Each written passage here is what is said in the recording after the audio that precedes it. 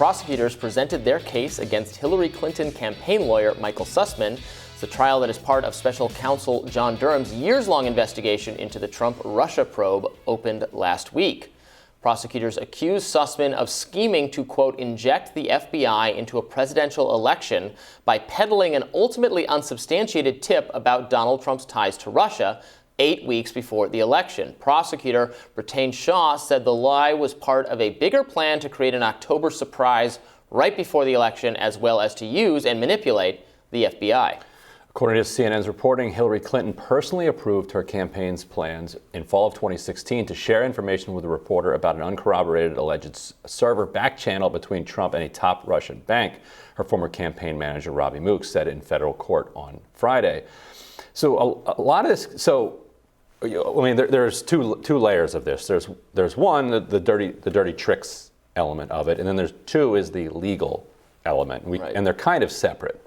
But which one you want to take first? You want to do the legal one first? Yeah, let's do the legal one. Right, so legal one first. Michael Sussman is an attorney who went to the FBI, and he is charged with lying to the FBI about whether or not he was meeting with them on behalf of a political candidate.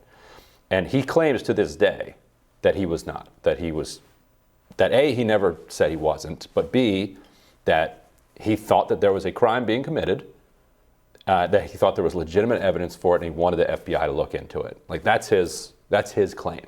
So in order for the FBI to be able to nail him, for them to be able to find him guilty, they'd have to prove that he didn't believe that he didn't think that this was really a crime, and that the Clinton campaign asked him to go do this for them. That will, I think, be an uphill climb, but I think so much of this depends on the jury in our tribalized world. Look, anyone who is stupid enough to talk to the FBI should probably go to prison. Like, don't to voluntarily talk to. Right, when they come to you and they ask you questions, you say, "Thank you, I have to speak with my attorney." You don't answer questions because they'll always get you on something. This is how they got Michael Flynn. They always get you. No, and then if they can't get you, they'll say you're obstructing justice. So you talk to your lawyer. Don't answer questions from them. So to willingly wade into their waters and start volunteering information, of course it's going to blow up in your face. Right. Of course. Now, did he actually, like you said, did he actually commit a crime? I don't know. This was very foolish. This was very stupid. Right. And so don't start talking to the FBI. They're not your friends. They're not your friends. Well, they thought they were, and some of them were. There were elements of the FBI that were their friends, or elements that are against them, and it's becoming an increasingly political, organization as politics is seeping into absolutely every aspect of our society and our institutions as well, which then bleeds into the dirty tricks question. So the scheme appears to have been that in order to get the media to cover this without enough evidence to demonstrate that it's true, you need to back it into an investigation. Because the media, and I've been guilty of this myself, that if federal investigators are looking into something, that is newsworthy. Right.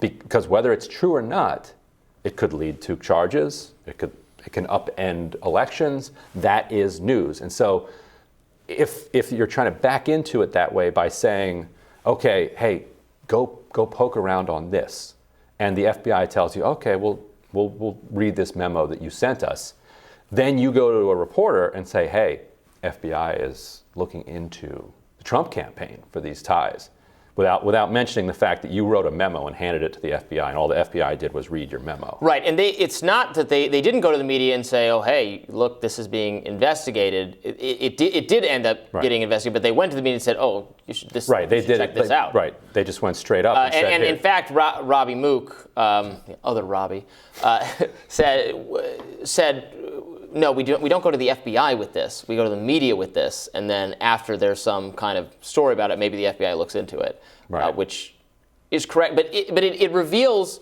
and the fact that Hillary Clinton personally signed off on this and then tweeted about. So they had this story placed with Slate. They gave Slate this tip. Slate wrote about these supposedly cyber connections between Trump and this Russian-based hotel, and then the story comes out, and then Hillary Clinton tweets it saying, "Oh, look at this." Look at this. It shows the the short-sightedness of the campaign, the entire philosophy of the Clinton campaign, that this was what was going to prevent Donald Trump from becoming president. This was her pitch to voters, not an affirmative pitch about what she was going to do or what her record was or who she was or what her policies were, but trying to paint Trump as a Russian stooge. That was the strategy. That strategy failed catastrophically. Absolutely incredible and revealing failure to understand what voters actually care about. And revealing in the sense that it is deeply what Hillary Clinton cares about. Like and what MSNBC TV hosts who are being watched by everyone in the campaign, right? They have their attention just focused on MSNBC or CNN, not paying attention to what anybody else, what any actual voters think or care about, just the most resistance liberals. They want to be fed line after line about Russia. And without ever asking the question, how does this affect people? Mm-hmm. Let's say it was true that Putin was doing all X, Y, and Z. Like the MSNBC host never asked, well, why would this resonate with a mass number of voters? In 2012, Barack Obama was mocking Mitt Romney for saying that Russia is our biggest geopolitical adversary. He's like, this is not 20th century. Like we're battleships, horses. What are you talking about? Really ripping the guy to shreds. And the MSNBC crowd lavishing praise on him for that. So they know that he ripped the idea. Obama had just recently ripped the idea that Russia is a geopolitical adversary. They also know that nobody cares about foreign policy. And and both of us have written about foreign policy can tell you we don't write about it for the traffic. Right. Like people just don't care. Right. That's part of being in the empire, is that you don't care what's going on in the periphery. And so you know those two things. Then all of a sudden people are going to vote based on a server in Trump Tower connecting with Moscow. Like, oh, I was frustrated with the Clintons over NAFTA, but now that you tell me that there's this server connecting with Moscow, okay, let's give the Clintons a third term. It just doesn't make any sense. Doesn't resonate with people. Doesn't connect. Even if it were true, and we now know that they really didn't have any evidence that it was necessarily even true. This particular Alpha Bank thing. Yeah, the people in Pennsylvania, Michigan, Ohio, saying our wages are not as high as they need to be in order to feed our families, and I'm worried about our jobs going overseas, and what are the plans for this pain that we're dealing with? Russia, and they're just yelling Russia at them, right. and they don't care. Yeah, and Hillary has been obsessed with Putin for years, and Putin has been obsessed with Hillary for years. Like this is a mutual obsession. So both of them, I think, are stuck in this kind of myopic thing where they feel like other people care as much as they do about each other. And it's just, we turned out that they don't. So Clinton campaign lawyer Mark Elias testified saying that he kept Joe Biden's national security advisor, Jake Sullivan, in the loop on the Trump Alpha Bank story through an email he sent out to people on the campaign. According to Elias' testimony, email recipients included Jake Sullivan, Robby Mook, John Podesta, and Jen Paul Mary. So the whole campaign being kept in the loop on this plan to plant this Alpha Bank story. Yeah, and this is standard dirty tactic type things. I mean, to be a little fair to the Clinton campaign, something like this comes across any halfway competent campaign. Right? They might call up a friendly reporter and say, "Hey, look into this." It is not shocking that this occurred. This sort of thing always occurs. I'm sure people in the Trump campaign were, trying to get reporters to all the time to write about things, and they were writing about the dirt on the Clintons, bad stuff about the Clintons. So it's not. It's bad because it shows how the priorities were misplaced. They weren't trying to plant that they were rather trying to plant stories about the Russia connection rather than stories about how he's actually like a plutocrat who doesn't care about the working class. I actually did a real Alpha Bank story years ago.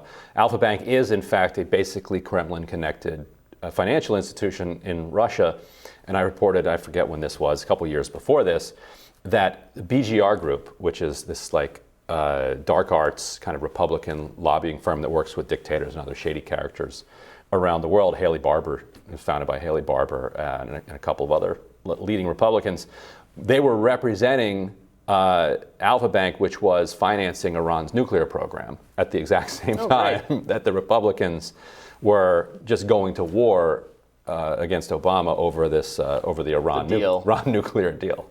So that was a fun Washington, like how Washington works and how this money flows around. So Alpha Bank has been known to Washington operators, like the Clinton world, for a very long time.